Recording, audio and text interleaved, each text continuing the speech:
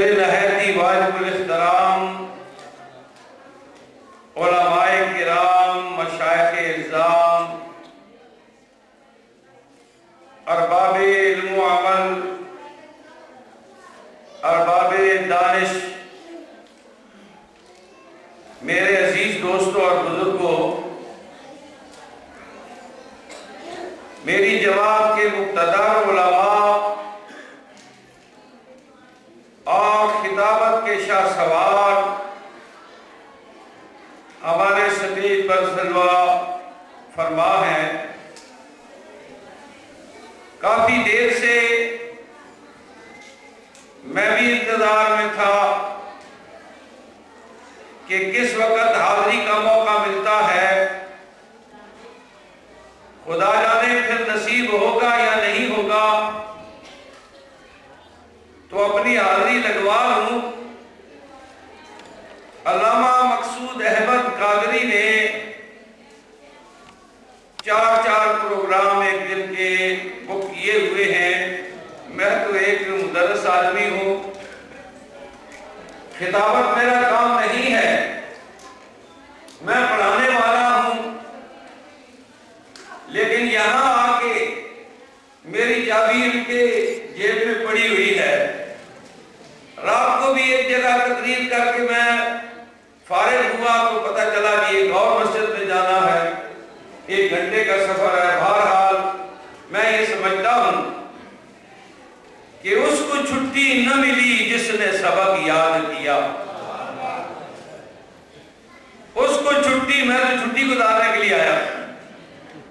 South Africa میں جاتے ہیں تو وہ کہتے ہیں جی آرام کے لیے آپ آئیں، ہفتے میں 1 یا 2 پروگرام ہوئے، آرام ہوتا ہے، لیکن کسی نے بڑا عمدہ کہا کہ اس کو چھٹی نہ ملی جس نے سبق یاد کیا۔ مجھے اس موقع پر فجی میں ایک جزیرہ ہے، ملک ہے، نیوزی لینڈ اور آسٹریلیا کے پاس شمال کی جانب، وہاں بھی اللہ کے فضل سے ہمارے جامعہ کے لوگ دین حقہ کا کام کر رہے ہیں۔ نیوزی لینڈ میں موجود ہے، آسٹریلیا میں موجود ہے، فجی جزائر میں موجود ہے۔ تو میں وہاں پر ایک انٹرنیشنل ناڈی ایئرپورٹ ہے اور اس کے مدافعات میں تقریر کر رہا تھا۔ دوران تقریر ایک صاحب کھڑے ہوئے اور انہوں نے کہا،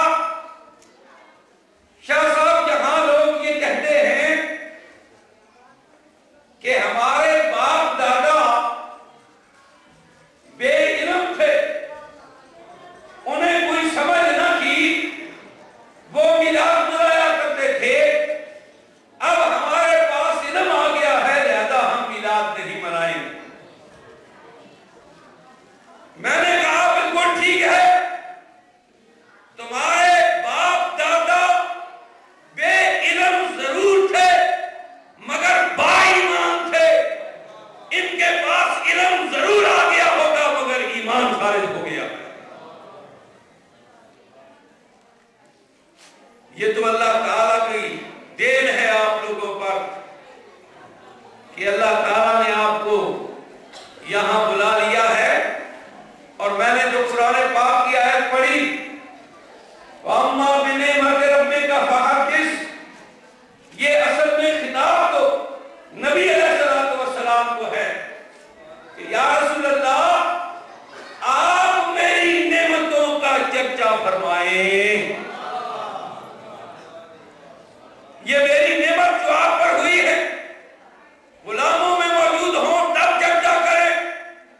سرداروں میں موجود ہوں تو تب چرچا کریں، غریبوں میں موجود ہوں تو تب چرچا کریں، امیروں میں جائیں تو تب چرچا کریں، مکہ کی فضاؤں میں آئیں تو تب چرچا کریں، مدینہ پاک کی روحانی فضاؤں میں آئیں تو تب چرچا کریں، زمین پہ ہو تو تب بھی میری نعمتوں کا چرچا کرے، اور آسمان پہ اللہ کے حضور میں جائیں تو تب بھی میری نعمتوں کا چرچا کرے۔ لیکن ہمارے علماء کہتے ہیں المطلق یجری علی اطلاقہ ہی، ہمارے حنفیوں نے اصول مقرر کیے کہ مطلق کو مطلق پر جاری کیا جاتا ہے، اور اگر چونکہ قرآن پاک تو سب کے لیے ہے، سرکار کے لیے بھی ہے، سرکار کے امتیوں کے لیے بھی ہے، میرے لیے بھی وہی قرآن ہے، آپ کے لیے بھی وہی قرآن ہے، اور حکم ہوتا ہے کہ اللہ کی نعمتوں کا چرچا کرو، تو یا اللہ سب سے بڑی نعمت کون سی ہے؟ تو کہا سب سے بڑی نعمت محمد رسول اللہ۔ مجھے یہ دیکھ کر بڑی خوشی حاصل ہوئی کہ یہ چرچا صرف پاکستان میں نہیں، اسلامی ممالک میں نہیں، بلکہ یہاں دیار غیر میں بچوں نے چل کے سرکار کا چرچا کیا، عورتوں نے بات کر کے سرکار کا چرچا کیا، مردوں نے گھوم کر سرکار کا چرچا کیا، نعرے لگا کر سرکار کا چرچا کیا۔ تو یہ جو حضور کی آج یہ محفل منعقد ہے، یہ بھی اللہ کے اس فرمان کی تابعداری کرتے ہوئے ہو رہے۔ آپ چرچا کریں گے تو غیروں تک پیغام جائے گا، آپ اپنے نبی کی تعریف کریں گے تو غیروں کو معلوم ہوگا۔ میں ایک مثال پیش کرتا ہوں، اختصار پر بھی میری نظر ہے، علماء کافی موجود ہیں۔ اگر ایک محفل میں، یہ بات سمجھانے کے لیے ہے، اگر ایک محفل میں ایک لا مذہب انسان کھڑا ہو جائے اور وہ یہ کہے کہ میں مذہب اختیار کرنا چاہتا ہوں، مجھے بتاؤ کون سا مذہب اختیار کروں، اس محفل کے اندر یہودی بھی موجود ہوں، اس میں عیسائی بھی موجود ہو، اس میں ہندو بھی موجود ہو، اس میں نام نہاد مسلمان بھی موجود ہو، اور اس میں مسلمان حقیقی بھی موجود ہو، اور وہ لا مذہب انسان طلب کرے مجھے بتاؤ کون سا مذہب اچھا، سب سے پہلے یہودی کھڑا ہو جائے، وہ کہے گا تو یہودی بن جا، اس لیے کہ میرے بانی اسلام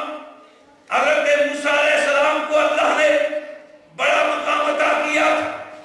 اپنے ہاتھ کو بغل میں دبا کے باہر نکالتے وہ روشن ہو جاتا، چمکتا تھا، ایک لاٹھی تھی ہاتھ میں، پتھروں پہ مارتے تو پتھروں سے چشمے جاری ہو جاتے تھے، وہی لاٹھی سمندر پر مارتے تو سمندر راستہ دے دیتی تھی۔ اگر تو نے کوئی مذہب اختیار کرنا ہے تو تو یہودی بن جائے۔ وہ تبلیغ کر کے بیٹھ جائے، عیسائی کھڑا ہو گیا، اس نے کہا جناب میں کہتا ہوں کوئی اور مذہب اختیار نہ کر، اگر تو نے مذہب اختیار کرنا ہے تو عیسائی بن جا، اس لیے کہ میرے بانی اسلام میں اللہ نے بڑی طاقت رکھی تھی، معجزات اندھوں کو آنکھیں دیتے تھے، کوڑیوں کو پھونک مار کے شفا دیتے تھے، مردوں میں پھونک مار کے اسے زندہ کر دیتے تھے، اگر تو نے کوئی مذہب اختیار کرنا ہے تو عیسائی مذہب اختیار کر۔ جب وہ تبلیغ کر چکا، ہندو کھڑا ہو گیا، ہندو نے کہا اے لا مذہب انسان، یہودی نہ بن، عیسائی نہ بن، اگر تو نے مذہب اختیار کرنا ہے تو ہندو بن جا، اس لیے کہ میرے مذہب کے بانی رام چندر نے سیتا رانی سے شادی کرنے کے لیے لوہے کی کمان کے 2 ٹکڑے کر دیے تھے، تو نے اگر مذہب اختیار کرنا ہے تو ہندو مذہب اختیار کر جا۔ جب تینوں تبلیغ کر چکے وہ بیٹھ گیا، اب نام نہاد مسلمان کھڑا ہوا، انہوں نے کہا اے لا مذہب انسان، تو مذہب اختیار کرنا چاہتا ہے، یہودی نہ بن، عیسائی نہ بن، ہندو نہ اپنا